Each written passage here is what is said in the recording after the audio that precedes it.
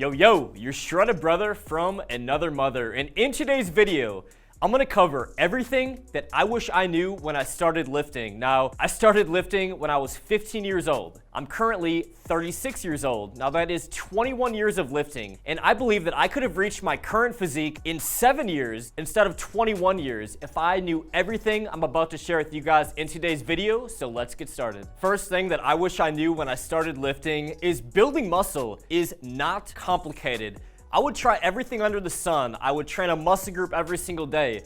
I would do extremely complicated workout splits. I would live on the bodybuilding.com and Reddit forums trying to digest as much information as possible. But building muscle mass fast really comes down to the following simple sentence. You want to prioritize your compound lifts. You want to lift in the 5 to 12 rep range. You want to train hard. You want to eat high protein, and you want to eat in a small caloric surplus. It really comes down to just that simple statement. And building muscle is not complicated, and I truly wish I could have got a lot of time back from overtraining muscle groups, from trying everything under the sun. All right, comment down below how long you've been lifting for, and I'll select one person who comments in the first 24 hours to win free superhuman pre-workout. So the second thing I wish I knew when I started lifting is just how important genetics are. Now, when I was 15 years old, I'll never forget lifting weights in gym class, and I remember doing the bench press, and I was legitimately struggling with like the bar and a 10 on each side. So that's 65 total pounds. And I noticed my friends, they were throwing up a plate on each side really easily. I noticed that,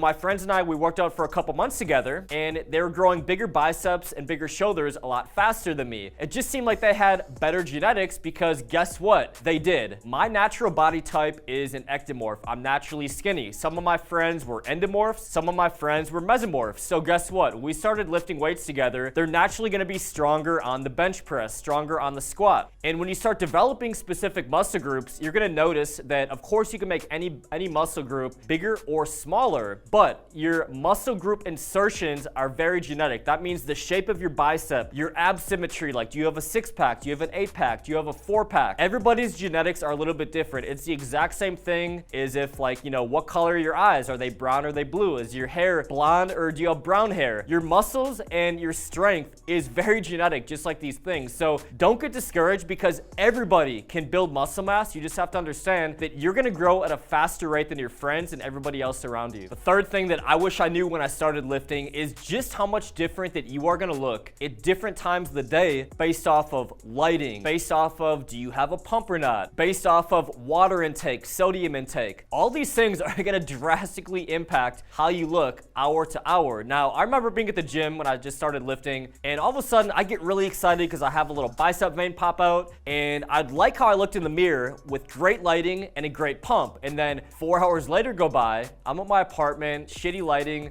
I don't have a pump, all of a sudden I'm discouraged. Now, this is completely normal. You are 100% gonna look much different at different points of the day. Don't judge your progress based on how you look in great lighting versus not so good lighting. Judge your progress with the same lighting over long stretches of time. So, take a bathroom selfie and the same lighting and then compare your physique to how you look that day versus 6 months later. And that's how to truly tell if you're making progress. The fourth thing that I wish I knew when I started lifting is that nobody cares how much weight you can lift. Naturally, I walk in the weight room the first couple of years of my lifting career and I am very weak. When I'm doing exercises in public, like bench press, like squat, like deadlift, I would have really shitty form because the shittier form that I had, the more weight that I could put up. But guess what? I learned some really bad techniques and you are not going to build muscle mass from ego lifting. So if you're only going halfway down on the bench press, if you're only going halfway down on the squat, if you have terrible deadlift form, you're teaching yourself really bad habits are going to carry with you your entire lifting career. And this really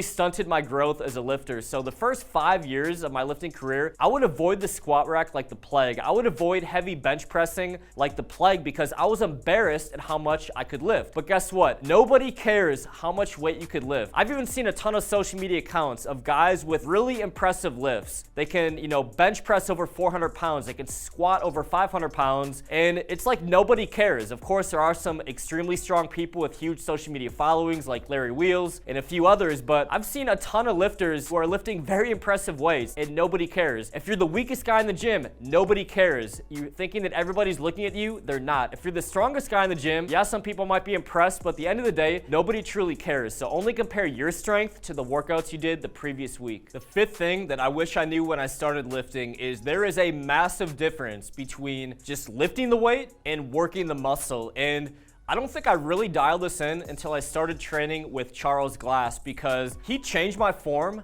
on every single one of my workouts. I remember the first shoulder workout, I would just sort of do lat raises and side raises. Like, I would lift the weight, but I really wasn't thinking about how to squeeze and work the muscle as optimally as possible. Now, when the goal is hypertrophy, aka building muscle, your goal, your mindset during your lift should be, how can I make it as hard as possible on the working muscle? Not just how can I lift the most weight with the shittiest form, because if you're trying to build muscle, it's always gonna be the little things. Like on arm training, are you squeezing the muscle? Are you slow and controlled on the way down? It's these little details and little form tweaks that are going to allow you to build muscle mass faster, because you're creating more healthy micro tears on the muscle. So ask yourself on every single one of your workout days, am I actually working the muscle as hard as I can, or am I just lifting the weight? The next thing that I wish I knew when I started lifting is that leg day is the most important day of the week. Now, I would never forget arm day. I would never forget chest day. I was always training those muscle groups 2 times per week. It was very rarely that I would ever hit legs twice per week. So if I had to go back in time, I would make damn sure that I trained legs 2 times per week at the minimum. And that's quads, that's calves, and that's hamstrings, because your legs are your entire foundation. You're gonna get so much more athleticism and strength and power, more testosterone output. Everything is gonna come from dominating leg day. So if I had to do it all over again,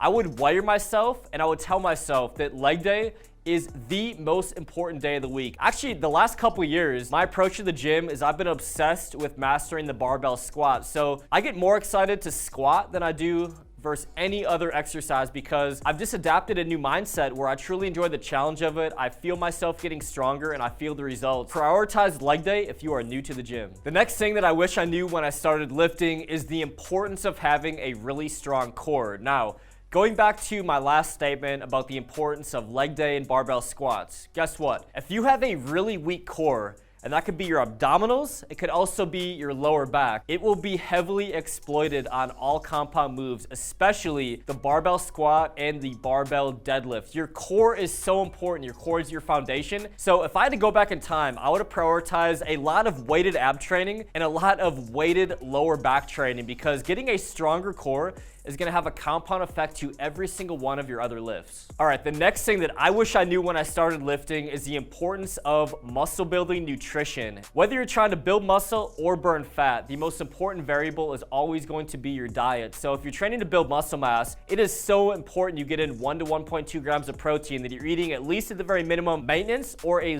little bit in a calorie surplus. If you're only eating 0.5 grams of protein per pound of body weight, you're eating at a 500 calorie deficit, you can do all the hard work that you want in the gym, and guess what? You are not going to grow past the stage of newbie gain. If you're serious about building muscle mass, I wish I would have kept a little food log sooner, because the first 5 years of my lifting career, I was lifting hard in the gym, but I was definitely under eating. I wasn't eating enough protein. So the easiest thing that you can do is just keep a little food log, and it won't take you more than a couple minutes each day, and just guesstimate how many calories and how many grams of protein that you are consuming throughout the day, and make sure at the bare minimum you hit those baseline numbers. The last thing that I wish I knew when I started lifting is just how dumb it is to compare your physique to other people, because everybody has different genetics, like I said, and everybody has put in different amounts of time in the gym. For example, I've been lifting for 20 years. Let's say I've worked out on average 5 days per week. I have a good like 5,000 to 6,000 workouts under my belt. If you've only been lifting for a couple years, you might have a couple hundred workouts. So why should you have the same results as me when I've literally worked out 10 times times as much as you. And it's so easy on social media to compare your physique to someone you see on Instagram, YouTube, TikTok, whatever it might be. They might have an incredible physique, but like I said, their genetics are different. They might have put in 5 to 10 more years in the gym than you. So only compare your physique to your former physique. Ignore everybody else's physique. I know it is so hard to do. Use other people as inspiration and motivation,